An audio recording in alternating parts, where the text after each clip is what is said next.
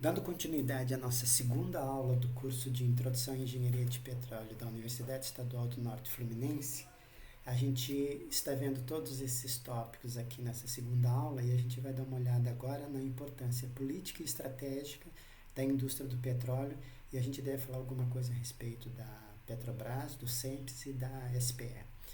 Então, o que nós temos aqui, já viu um breve histórico, e agora a gente vai ver a importância política e estratégica da indústria do petróleo.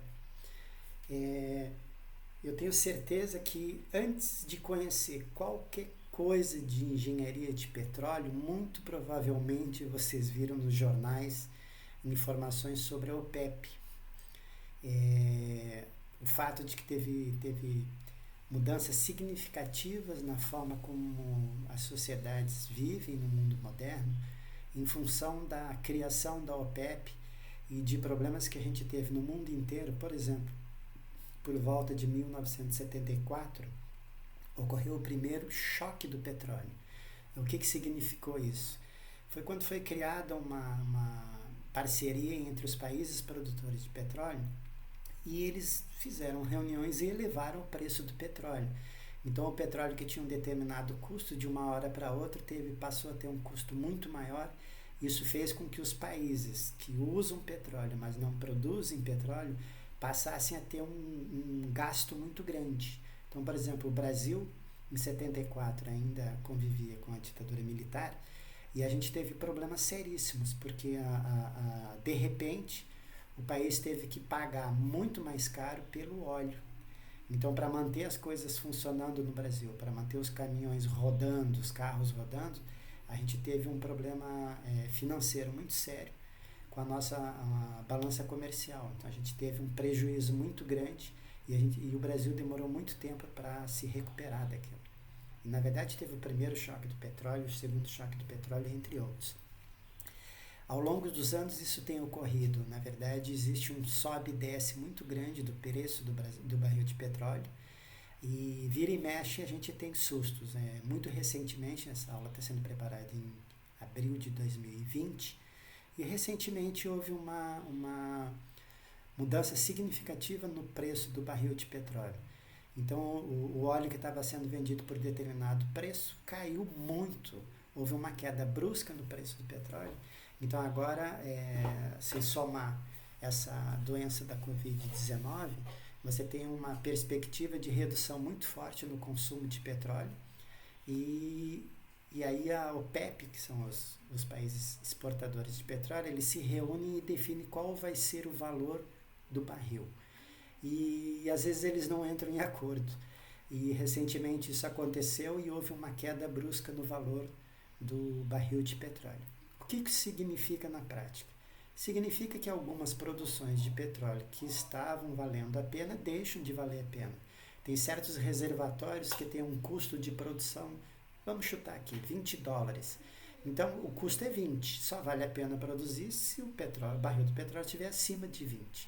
Se o barril de petróleo estiver custando $15, aquele reservatório, toda aquela plataforma deixa de ser eficiente do ponto de vista econômico. Então, ela provavelmente poderá ser abandonada. Então, quem regula o preço internacional do petróleo é a OPEP. Existe um site que está aqui, opep.org, e eu acho que eu, pelo menos, conheço a OPEP antes de conhecer qualquer conceito relacionado à engenharia de petróleo. E existe aqui no Brasil uma série de órgãos que estão diretamente envolvidos com a produção de energia e com a produção de petróleo. Aí aqui eu tenho alguns exemplos e uma imagem do site. Então a gente tem nacional no Brasil a ANM, que é a Agência Nacional de Mineração. Ela substitui o antigo DNPM, que era o Departamento Nacional de Produção Mineral. O site é o www.anm.gov.br e aqui vocês têm uma imagem do site da Agência Nacional de Mineração. A gente tem o Ministério de Minas e Energia, às vezes muda o governo, muda o nome, mas o nome tem sido mais ou menos esse ao longo dos anos.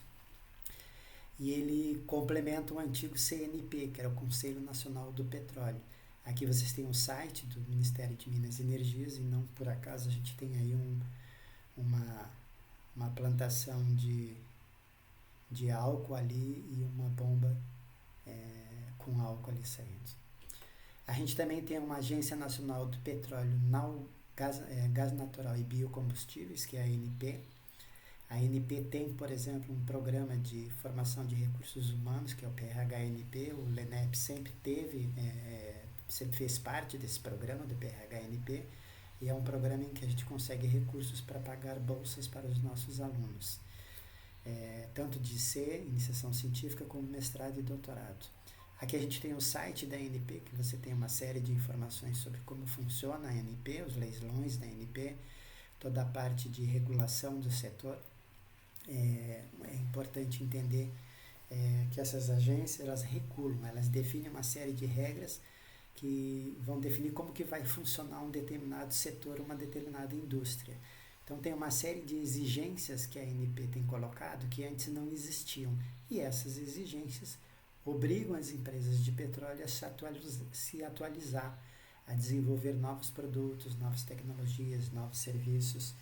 Então ela vem para regular todo o setor e para garantir que haja um desenvolvimento natural do setor de petróleo e gás. Então a ANP, ela tem uma importância fundamental para toda a cadeia produtiva de petróleo, gás natural e biocombustíveis. A gente também tem o CNPE, que é o Conselho Nacional de Políticas Energéticas.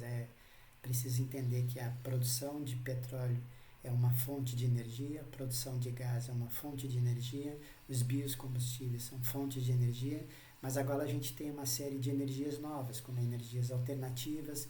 O Brasil sempre teve várias hidrelétricas, então você tem um conjunto grande de fontes de energia, e o CNPE, ele estuda como é que você vai interagir entre essas diferentes fontes de energia de forma a garantir o fornecimento de energia com custo razoável para as famílias e as empresas e as indústrias, de tal forma que a gente consiga ter energia em casa e que a gente consiga ter competitividade em termos nacionais e internacionais, e que o custo da energia viabiliza a produção de serviços, equipamentos e processos. Lembrando da nossa definição de engenharia, a engenharia desenvolve projetos para o desenvolvimento de novos produtos, processos e sistemas. E esses produtos passam pela transformação da matéria-prima usando energia. Então o CNPE, ele é fundamental, e as políticas energéticas, elas são fundamentais para definir o rumo de como a gente vai garantir a estabilidade da produção de energia no Brasil. Como é que a gente garante que a gente vai ter energia suficiente por um preço razoável. Aqui a gente tem uma imagem do CEPES, que é um centro de pesquisa. O nome é Centro de Pesquisa Leopoldo Migues, ele é o centro de excelência da Petrobras, ele é localizado na cidade do Rio de Janeiro, na Ilha do Fundão. E a sugestão é que todo mundo que faz engenharia de petróleo tente, de alguma maneira, visitar o CEPES. A gente tem 2 unidades do CEPES, uma unidade antiga aqui à esquerda, uma unidade mais nova aqui à direita. Ele é simplesmente gigantesco, e você tem aqui um conjunto enorme de laboratórios, equipamentos. Esses laboratórios são equipados com toda a parte experimental, com um conjunto grande de matemáticos, de físicos, de químicos, de engenheiros, todas as engenharias envolvidas, muitos engenheiros de petróleo, que estudam tanto os modelos teóricos quanto os modelos laboratoriais, como o uso de softwares e o desenvolvimento de softwares, envolvendo todas as partes de exploração, produção, refino, transporte e assim por diante. Então, todos os problemas mais complexos relacionados à produção de petróleo pela Petrobras, eles são encaminhados, estudados e resolvidos no CEPES. Então, se uma unidade que produz petróleo na Bahia, se uma unidade que produz petróleo no Ceará, se uma unidade que produz petróleo no Rio Grande do Sul, aqui no Rio de Janeiro, em São Paulo, se alguém está com algum problema tecnológico mais complexo, essas informações são levadas para o CEPES, que é quem vai encaminhar a solução desse problema de um ponto de vista mais científico e com o uso de tecnologias mais avançadas. Então, o SEMPS ele foi criado, esse texto ele é extraído desse link, vocês podem entrar nesse link e ler, mas ele foi criado em 1963 e ele é um complexo de pesquisa aplicada gigantesco, ele tem mais de 300 mil metros quadrados e na indústria do petróleo ele é um dos mais importantes do mundo. Ele tem um conjunto grande de salas e laboratórios totalmente equipados e muitos equipamentos, ferramentas de informática para fazer simulações em visualização 3D, processamento paralelo e assim por diante. Uma característica importante do SEMPS é que mesmo ele sendo muito grande, ele tem consciência de que ele não consegue abordar todos os problemas sozinho. Então ele desenvolve parcerias tecnológicas com as principais instituições científicas e de empresas de base tecnológica no Brasil e no exterior. Então, muitos problemas tecnológicos mais complexos, eles são desenvolvidos em parcerias com as universidades brasileiras e do exterior. O nosso curso, ele é sediado no Laboratório de Engenharia e Exploração de Petróleo da UENF, e a gente tem várias parcerias e vários projetos de pesquisas que são desenvolvidos junto com a Petrobras e alguns deles com universidades do exterior. A missão do SEMPS é fornecer e antecipar soluções tecnológicas em produtos e processos para o sistema Petrobras. Então, o Centro de Pesquisa e Desenvolvimento Leopoldo Américo Miguel de Mello é um dos principais centros de pesquisas do setor de energia. Então, se vocês correlacionarem com aquelas definições que a gente viu de engenharia e engenharia de petróleo, e aquela informação de que a própria indústria ela tem que criar as condições para o seu autodesenvolvimento, quer dizer, para a formação de recursos humanos. Eu falei agora há pouco da ANP, estou falando agora do SEMPS.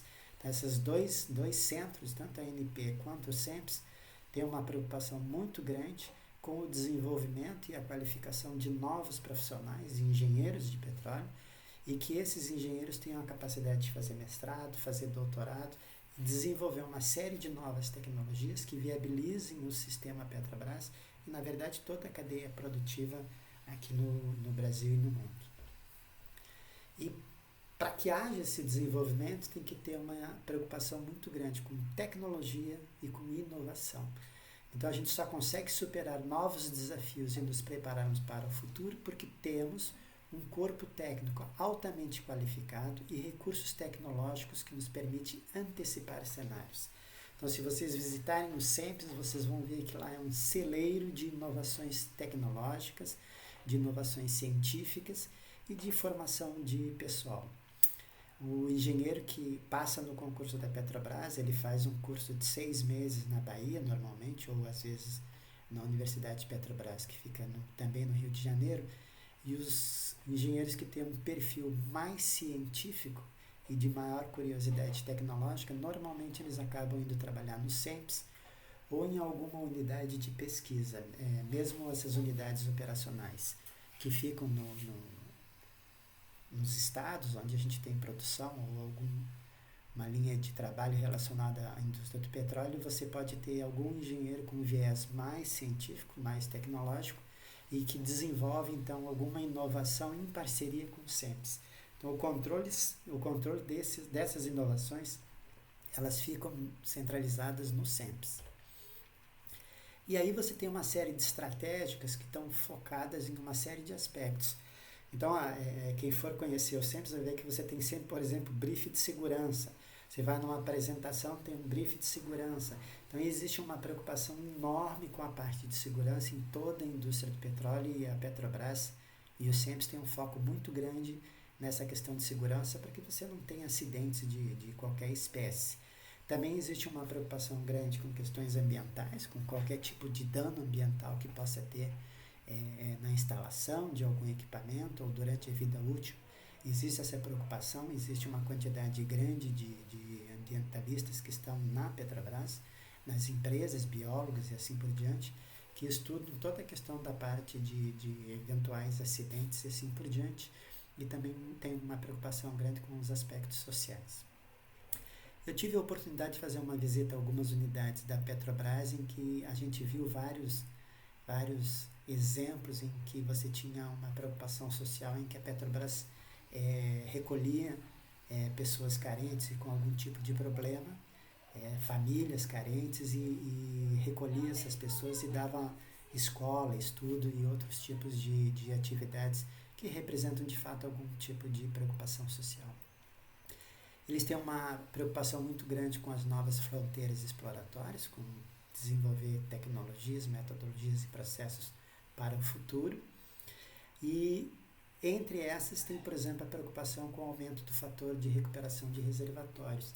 Vocês vão ver isso bastante com o professor Adolfo e com o professor Carlos nas aulas das disciplinas de reservatório, em que uma preocupação fundamental, e as pesquisas na área de petróleo, elas têm como objetivo fazer com que a produção seja maior. Por que isso acontece? Porque você tem um reservatório, digamos que você tenha lá 100 litros de óleo. Quando você tem uma produção normal, você consegue produzir 30 litros. 70 litros ficam lá, você não consegue extrair. O que a preocupação com o aumento do fator de recuperação quer fazer? Quer extrair mais do que 30%. Então, se a gente conseguir extrair 31%, 32%, 33%, a gente está aumentando o fator de recuperação.